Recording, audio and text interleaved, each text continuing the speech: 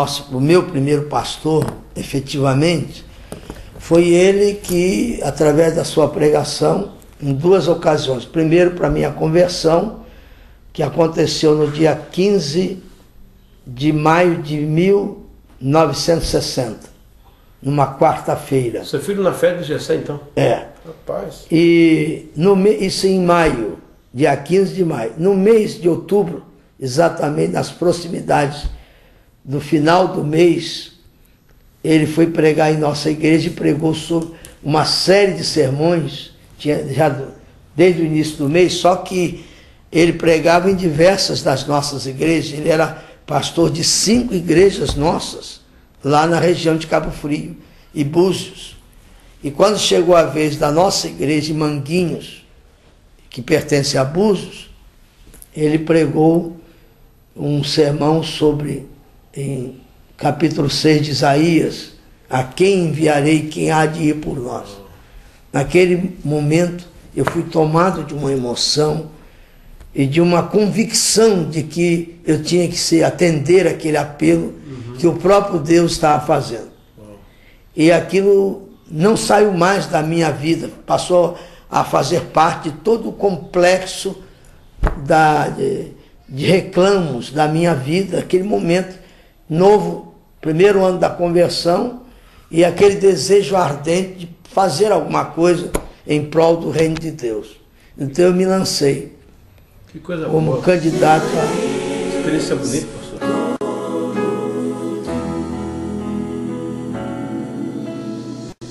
Quem menos eu convivi foi o pastor Idelmício Cabral dos Santos. Por quê?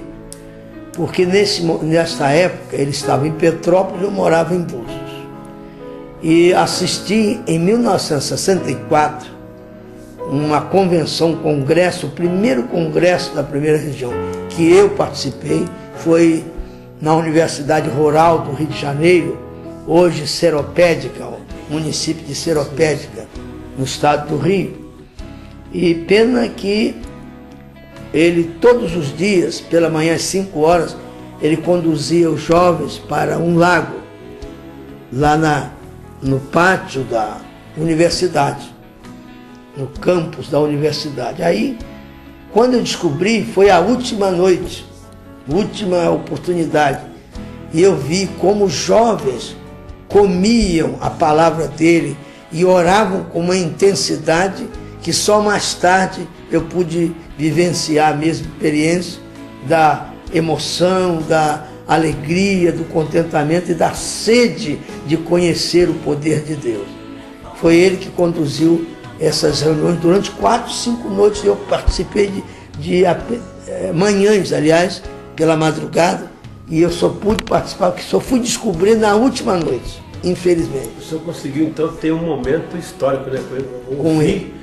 Pessoalmente, Idelmício Cabral pregar. E ele foi o pregador da última pregação de encerramento. Então, naquele dia.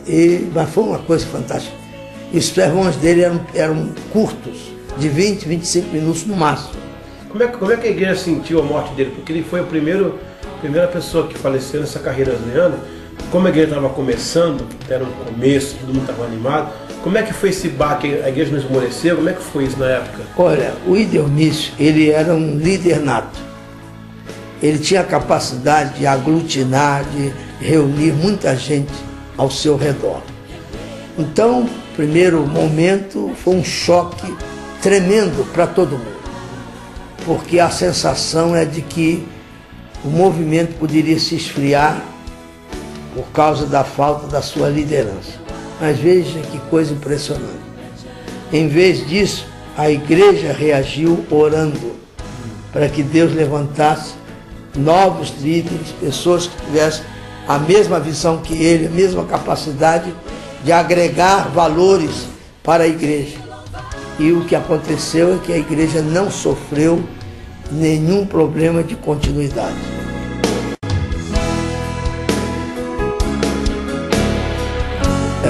Os pastores diretamente envolvidos no movimento, eram cerca de 9 deles, dos quais apenas 5 assumiram na hora do aperto, na hora que eles foram colocados contra a parede para decidirem. Claro que há que se elogiar muito o bispo da época, o Natanael. Ele era um diplomata, um homem tremendo, de grande capacidade de comunicação. Ele procurou fazer tudo na base da surpresa, para que ninguém se organizasse para enfrentar o concílio e enfrentar a sua autoridade. Então foi uma decisão assim de última hora. Ninguém desejava sair da Igreja Metodista. Essa história eu pude verificar e comprovar ao longo dos anos, porque na época eu era um adolescente, nada mais que isso, mas eu pude verificar exatamente a realidade desse fato. Como ele é um diplomata, um homem de grande saber na época, ele escreveu uma carta, uma circular para todos os envolvidos, falando dos perigos do movimento para a Igreja Metodista, que não fazia parte dos costumes e nem da doutrina principal do metodismo, o metodismo atual, moderno, aquele tipo de movimento. E aquilo era mais para a Assembleia de Deus, haja vista que na época não havia os movimentos que há hoje. Hoje são muitos movimentos. A Assembleia de Deus era a única referência pentecostal até aquele momento. Então ele invocou muito esse dado de que a igreja não tinha nada a ver com os assembleanos, com esse grupo.